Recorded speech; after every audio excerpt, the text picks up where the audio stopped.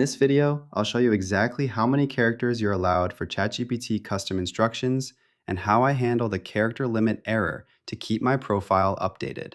I'm starting right here on the home page, and to begin, I'll move my cursor down to the bottom left corner, click on my profile name, and select Settings from the menu. Once the settings window is visible, I'll look at the sidebar on the left and select Personalization to find the specific custom instructions field. To test the boundaries, I'll head over to my notepad, copy a very long set of detailed instructions I've written, and paste them directly into the box. When I click the Save button, a red error message immediately appears at the very top of the screen, letting me know that the current limit for this section is exactly 1,500 characters. To fix this and stay within the requirements, I'll click back into the editing field and remove the oversized text block.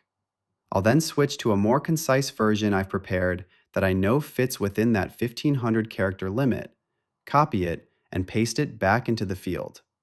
This time, when I hit save, the settings update successfully without any errors, and I'm ready to go with my new personalized rules.